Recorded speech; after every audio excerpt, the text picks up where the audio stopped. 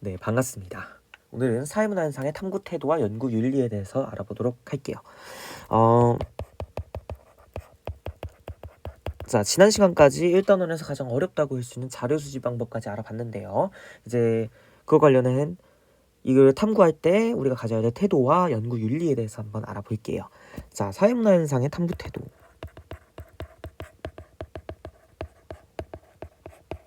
자, 여기에는 일단은 4가지 정도로 나눠볼 수가 있을 것 같아요. 성찰적 태도,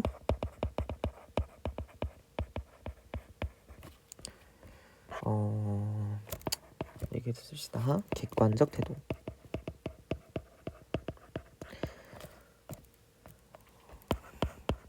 개방적 태도.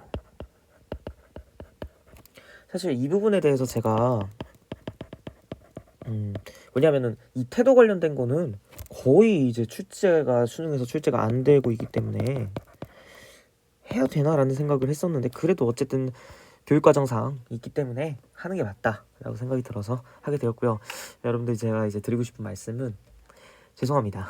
네, 제가 일단은 앞에 하고 너무 오랜 시간을 있다가 이 탐구 태도를 연구윤리 이렇게 강의를 하게 돼서, 일단 뭐 제 강의를 많이 들으시는 것 같지는 않지만 그래도 일단 기다려주신 분들도 있었다면 정말 죄송하다는 말씀 드리고 싶습니다.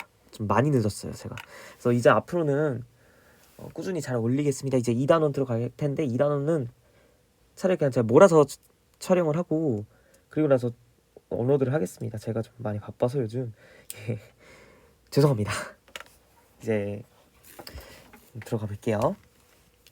사실 이 부분은 내신 준비하시는 분들은 굉장히 여기를 하셔야 돼요. 여기도 나오기 때문에 그거를 한번 알아볼 텐데, 저는 어떻게 외웠냐면 객계상성이라고 외웠습니다. 객계상성. 객관적 태도, 개방적 태도, 상대주의적 태도, 성찰적 태도, 이렇게 이 순서로 외웠는데, 어쨌든 저는 여기 수특에 나와 있는 순서대로 하도록 하겠습니다. 자, 먼저 성찰적 태도란 무엇이냐 했을 때, 자, 사회문화현상이 있죠. 사회문화현상. 왜 이렇게 글씨가, 사회문화현상을 보이는 대로 받아들이기보다는 어떤 이 이면에 담겨진, 어떻게 뭐라 해야 될까, 발생 원인이라든지 초래할 결과 등에 대해서 뭔가 인과에 대해서 굉장히 적극적으로, 이게 중요한 게 아니야, 인과보다는 적극적으로 그리고 능동적으로 살펴보려는 태도입니다. 자, 우리가 사회문화 현상을 그냥 겉으로만 보지 않고요, 안에 들어있는 것을 어떻게 보면 살펴본다는 겁니다. 이게 예를 들면은 뭐가 있을까? 사회문화 현상. 뭐 어쨌든 이 사회문화 현상에 대해서 성찰이란 말이 무슨 말이죠? 뭔가 내가 반성하고 살핀다는 것입니다. 그쵸? 그래서 당연하게 여기고 넘길 수 있는 것을 그냥 지나치지 않는 자세, 이런 거를 의미하는 겁니다. 뭐 사회문화 현상이라 그러면 우리가 뭐가 있지? 제가 이렇게 예를 드는 거 잘 못해요. 여기 있다. 뭐 예를 들어서 고등학생한테, 아니다. 맞벌이 가정은 외벌이 가정에 비해 부모와 청소년 자녀 간의 정서적 유대가 약할 것이다. 이게 가설이잖아. 근데 어쨌든 이게 사회문화 현상이라고 칩시다. 사회문화 현상이 맞잖아요. 그래서 이것에 대해서 맞벌이 가정은 당연히 정서적 유대가 약할 것이지 라고 그냥 넘어가는 것이 아니고요. 이 안에 담겨있는 어떻게 보면 원인과 결과, 이런 것들에 대해서 적극적으로 또 능동적으로 살펴보려는 태도가, 그게 바로 성찰적 태도가 되겠고요. 성찰이란 말이 그거잖아. 반성한다는 얘기잖아. 그다음에 탐구 과정 속에서도 내가 이거를 제대로 했는지 안 했는지, 이런 식으로 평가를 하면서 연구 과정을 살펴보는 게 바로 객관적 태도입니다. 객관적 태도 두 번째 한번 알아보도록 하겠습니다. 연구자가 있어요. 근데 연구 과정이 있을 거 아니야. 만약에 내 주관적인 가치나 편견, 이해관계 같은 것들이 들어갔으면 이게 제대로 된 객관적으로 결과가 나오지 않을 수 있잖아요. 그래서 이런 것들을 배제를 하고 연구를 하였는지 한 번 더 돌아보는 거. 그 다음에 이해관계, 가치, 이해관계 같은 거를 배제하고 연구를 수행하려고 하는 태도입니다. 자, 여기서는 뭐가 나오냐면요, 제3자의 입장이 되는 거예요. 제3자 입장에서 생각을 해가지고.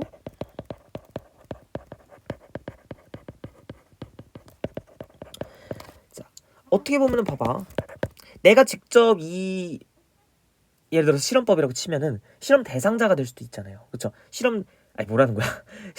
실험 대상자의 편견으로 바라볼 수도 있는 거잖아요. 근데 그것이 아니고 제3자 입장에서 바라보는 것이 되겠습니다. 이번 객관적 태도고요. 개방적 태도 보겠습니다. 사회문화 현상의 연구 방법이나 연구 관점에 있어서 뭔가 치우친 그런 게 아니고 다양할 수 있다. 다양성을 인정하는 태도입니다. 다른 관점, 다른 주장이 존재할 수 있음을 인정하고 비판을 허용하는 태도입니다. 자, 이럴 수 있어요. 내가 어떤 사회문화 현상을 연구해서 결과를 냈어. 그런데 이것에 대해서 뭔가 반박이 있거나 이거 아닌 것 같아 라고 생각하는 다른 주장이 있을 수도 있는 거잖아요. 이에 대해서 뭔가 아니야 내가 맞아 라고 하는 게 아니라 다른 연구자의 주장도 받아들이자는 겁니다. 자, 그럼 얘를 왜 해요?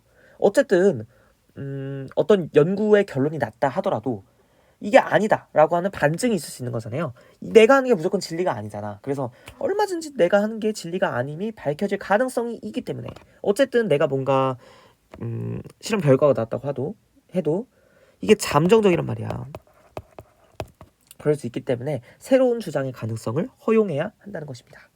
자, 상대주의적 태도입니다. 상대주의라는 말은 여러분들 나중에 문화 파트에 가서 문화상대주의 아니면은 상대주의적 태도 이거 똑같네. 문화를 바라보는 관점, 상대주의적 관점이구나. 문화를 바라보는 관점과 문화 이해 태도에서 둘 다 나오기 때문에 상대주의라는 말은 뭔지 그냥 대충 감은 가시죠? 뭐냐면요. 이거는 거의 그냥 비슷해요. 사회문화 현상을 탐구할 때, 여기선 탐구할 때 우리는 탐구 과정에서 필요한 태도니까 쓸게요. 글씨를 저도 정말 예쁘게 쓰고 싶어요.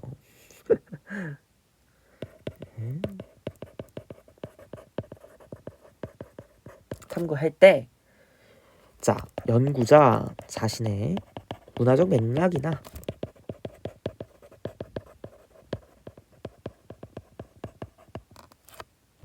배경을 떠나서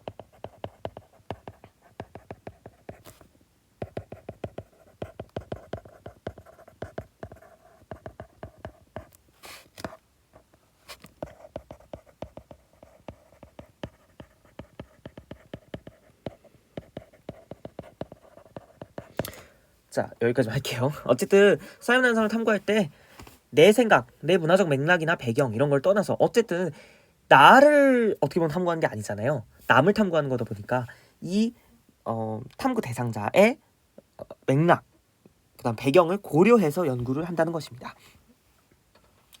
자, 이걸 왜 해야 될까? 어떤 동일한 사회문화 현상이 있다 쳐도 이게 시대나 사회에 따라서 다른 의미를 지닐 수도 있고요. 아니면은 어쨌든 발생한 맥락, 배경 속에서 이 의미를 가진다는 사실을 좀 알아야 되겠습니다. 그러면은 어떤 연구 결론에 따라서 연구 결론을 뭔가 맥락이나 배경이 있을 거 아니에요. 이거를 내가 아는 거라 해도 맹목적으로 적용하려는 태도를 지양해야 할 것입니다. 자, 그러면은 그 다음에 우리가 가치 중립에 대해서 한번 알아보도록 하겠습니다. 저는 이건 하나는 강조하고 싶어요. 우리가 양적 연구에서 가치 중립과 가치 개입 이게 굉장히 중요하다고 보고 있습니다. 우리가 뭐 연구 과정 어떻게 되는지 아시죠? 과학적 탐구 과정 양적 연구했을 때 연구 주제를 설정할 거고요. 이건 좀 중요하니까 이건 잘 들으셔야 돼. 앞에 태도는 안 들으셔도 연구 설계. 이거부터 할 거 그랬나 보다. 그다음에 자료 수집 및 분석.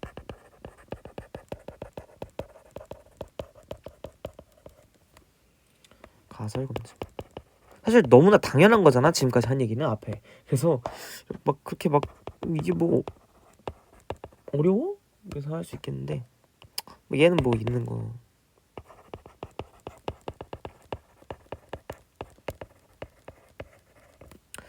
자, 일단 가치라는 게 뭘까요? 가치라는 건 당연히 알겠죠. 어쨌든 연구자가 있어.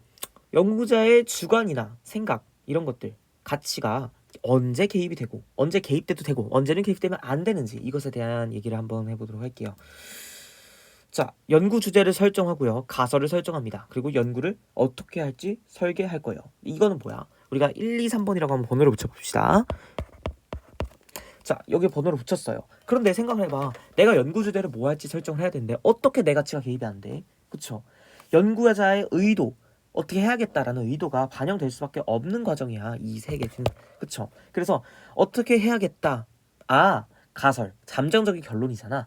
아, 내 결과는 이럴 것이야.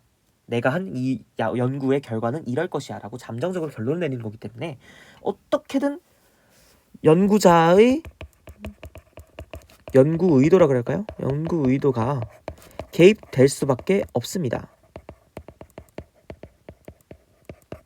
그쵸? 그래서 가치 중립적인 뭐 자료 수집, 이런 거 분석 과정, 이런 것들보다는 이런 것들은 뒤에 나오는 거. 얘는 어쨌든 연구자의 의도, 가치가 개입될 수밖에 없다입니다. 생각을 해봐. 아, 내가 어떻게 연구를 해야겠다. 어떤 연구를 해야겠다. 어떨 것이야 라고 생각하는데 어떻게 내 가치가 개입이 안 돼? 될 수밖에 없어요. 그런데 가치가 무조건 중립적이어야 될 시점도 있습니다. 그게 바로 2, 4, 5, 6번입니다. 자, 4, 5, 6번은 어떠냐면요. 자료를 수집하고 이거를 분석해요. 그 다음에 이게 맞았는지 틀렸는지 가설을 검증해요. 그리고 결론을 내요. 이 과정에서 연구자 가치가 개입돼도 될까요?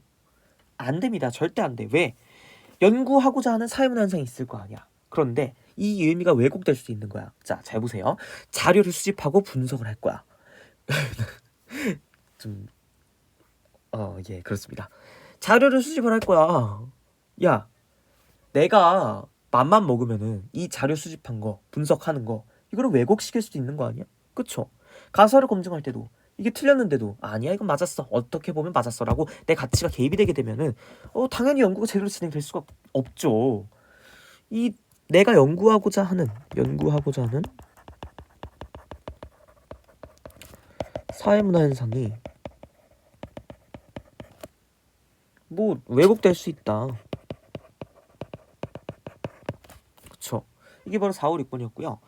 결론을 도출할 때도 자, 그래서 결론은 이거야. 이게 바로 연구 절차에 따른 어떻게 보면 결과를 내는 거잖아요. 연구 절차에 따라서 나와야 될 결론인데 이때 내 가치가 개입이 되게 되면은 당연히 왜곡될 수가 있겠죠. 의미가 좀 어떻게 보면 뒤집힐 수도 있겠고요. 자, 그러면 마지막 연구 결과의 활용 보겠습니다. 어쨌든 연구 결론이 도출이 됐어. 여기까지는 잘 됐다고 쳐요. 그런데 어떻게 보면 연구 결과가 나한테만 있는 게 아니잖아. 그렇죠? 나한테만 적용이 되는 게 아니잖아요. 어쨌든 사회 구성원들 다수에게 영향을 미치므로 연구 결과에 따라서 어떻게 보면 대책 같은 거 이 결론을 통해서 어떻게 대책을 마련하겠다. 이 결론을 통해서 어떻게 해야 된다라는 주장. 자, 결국에 대책이나 주장은 어때요? 얘는 당연히 가치 판단이 요구됩니다. 얘는 가치 개입될 수밖에 없는 것입니다. 자, 그래서 정리를 한번 해볼게요. 1, 2, 3번은 가치가 개입됩니다.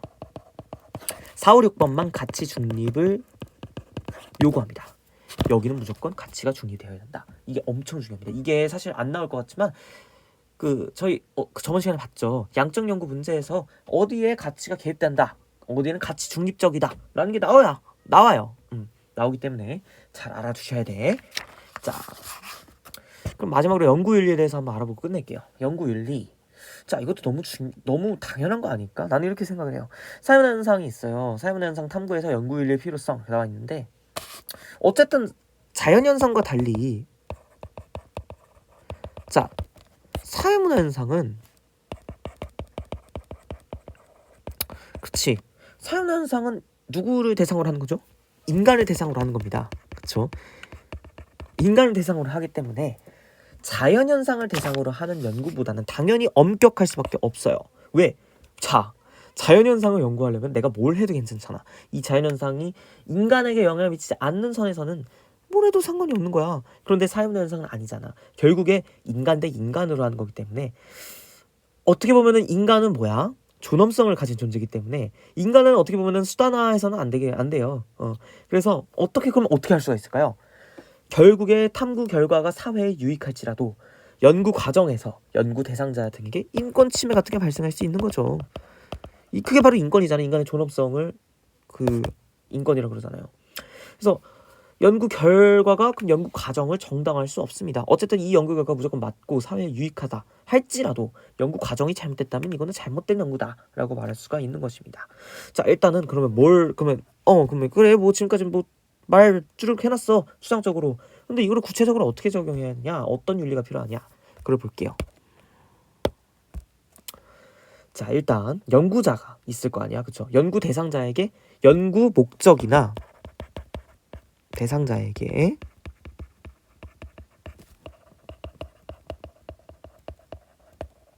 연구 목적이나 연구 과정에 대해서 미리 알려야 합니다. 대하여 알리고 또 뭐 해야 돼? 동의를 얻어야 합니다. 자, 연구 목적. 연구를 하는 이유가 뭐다? 이걸 지금 연구하는 이유가 뭐고, 연구는 어떤 과정으로 이루어지게 된다라고 미리 알려야 됩니다. 미리. 그리고 동의를 얻어야 돼요. 이거 동의하십니까? 그쵸? 왜? 생각해봐. 연구 목적, 과정 이런 것들을 알려주는 게 크게 영향을 미치는 경우가 있을 거 아니야. 근데 그쵸? 예를 들어서 뭐 몰라야 되는데 이거를 네가 알면은 오히려 좀 뭔가 틀어질 수가 있을 것 같아. 그런 상황이 있을 거 아니야. 그런 과정에는요, 불가피하게 연구 끝난 후에 뭐 결과를 발표하기 전에 미리 알려야 돼요. 그래서 예를 들어서 뭐 예를 잘 못 들겠다 오늘은. 아무튼 어쨌든 연구 대상자가 있어.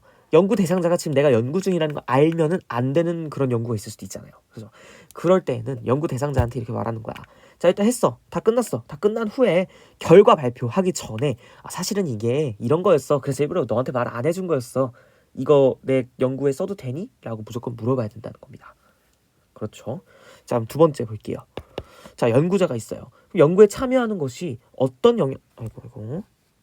어떤 영향을 미치는지, 특히 예상되는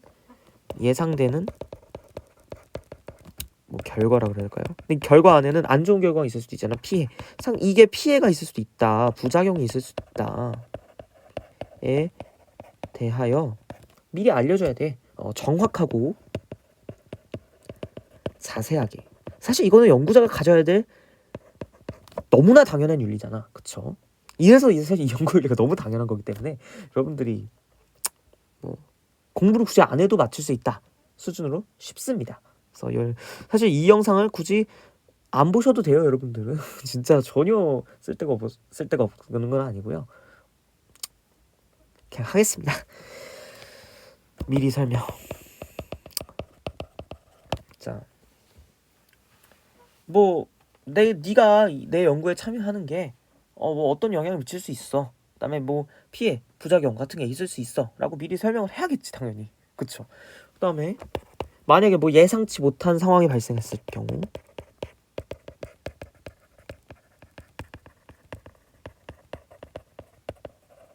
그랬을 때 어떻게 해야 돼?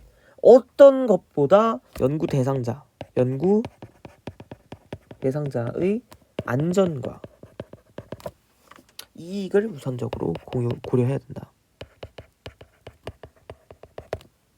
그렇죠? 그다음에 너무나 당연한 거죠. 연구 대상자에 대한 익명성 보장. 당연히 사생활, 이거 너무 당연한 거잖아. 근데 개인정보 침해하면 안 되겠고요. 그리고 연구 외 목적,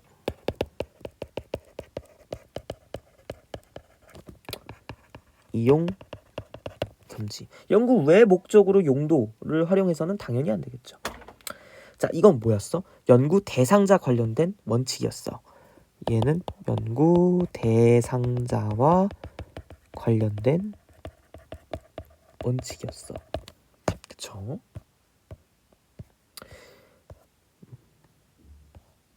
자, 그럼 이번엔 연구 대상자가 아니라 연구 과정과 관련된 원칙. 연구 과정에서 윤리. 이건 뭐야? 너무 당연한 건데, 어쨌든 내가 솔직히 자료를 이렇게 수집을 하거나 결론이 나왔는데 좀 마음에 안 들어. 얘를 의도한 결론을 내기 위해서 자료를 위조할 수도 있고요, 변조할 수도 있고 하면 안 되겠지. 당연한 거야. 그 다음에 두 번째, 조작 정도로 이게 위험한 게 있어요. 바로 뭐야? 수집한 자료 같은 거 있을 거 아니야. 이런 분석한 거 아니야. 근데 일치하지 않는 해석, 즉 왜곡을 하면 안 된다는 거야. 당연한 거야. 그쵸? 이게 바로 연구 과정에 대한 거였고요. 그럼 연구 과정이 끝났어. 연구 결과 공표와 관련된 윤리. 연구 결과의 공표가 나에게 미칠 악영향을 고려하거나 공표를 통해서 이익을 얻을 목적으로 연구 결과를 은폐하거나 왜곡, 축소, 과장해서는 안 된다. 예를 들어서 뭔가 어떤 공표함으로 인해서 사회적으로 이슈가 된다거나 아니면 자신에게 미칠 영향을 뭐 생각해서 뭐 취사 선택한다거나 이를 통해서 뭐 아니면 이익을 얻을 목적으로 진실성이 있어야 된다는 거죠. 은폐하거나 왜곡하거나 뭐 과장한다거나 축소해서는 안 되겠죠. 뭐 다른 연구자의 연구물을 활용하는 경우는 출처를 정확하게 밝혀야 한다. 출처 무조건 밝혀야 합니다. 이거는 뭐 당연한 거잖아요. 그다음에 악용을 하면 안 되겠죠. 악용이 되는 거를 사회적으로 악용되지 않도록 결과에 대해서 책임 있는 자세를 보여야 하겠죠. 예, 뭐 연구 윤리까지 뭐 간단히 살펴봤습니다. 예, 이제 1단원이 끝났는데요. 이제 2단원부터는 제가 이번 주 아마 주말이 될 것 같아요. 이번 주부터 쭈르륵 업로드를 하도록 하겠습니다. 2단원은 참고로 어떻게 되냐면요.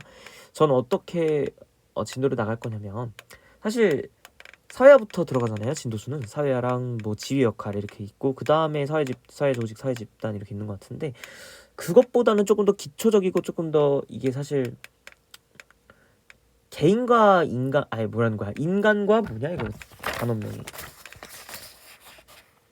개인과 사회 구조잖아요. 개인과 사회를 바라보는 관점을 먼저 보는 게 이 단원을 학습하기 위해서는 조금 더 먼저 보는 게 나을 것 같아서 그 다음에 또 아시잖아요. 사회화랑 뭐 역할이랑 지위랑 또 사회 집단 사회 조직이랑 많이 엮여서 문제 나오는 거 그거는 지네들끼리 알아서 뒤에 놔두게 하시고 얘는 따로 노는 경향이 있잖아요. 개인과 사회 바라보는 관점 그거를 먼저 보도록 할게요. 개인과 사회를 바라보는 관점 먼저 볼 거고 그 다음에 사회화 그다음에 그거 지휘와 역할 사회 집단 사회 조직까지 같이 묶어서 나갈 거고 그 다음에 1탈 나가야겠죠. 1탈 나갈 거고 1탈 행동 아시죠? 요즘 어려운 거 그거 사실 제가 좀 준비하는 게 좀 많았어요 요즘. 그래서 참 너무 죄송해가지고 어떻게 해야 되지? 제가 여러분들 무조건 3모 전까지는 진짜 개념을 끝나는 건 상관이 없어. 개념이 끝나는 건 문제가 없는데 개념, 그다음에 기출 분석, 그다음에 도표 이런 것까지 다 이제 여러분들 캐리할 수 있도록 제가 무조건 3모 전까지는 그거 할 수 있도록 무조건 끝내겠습니다. 죄송합니다. 다시 한번.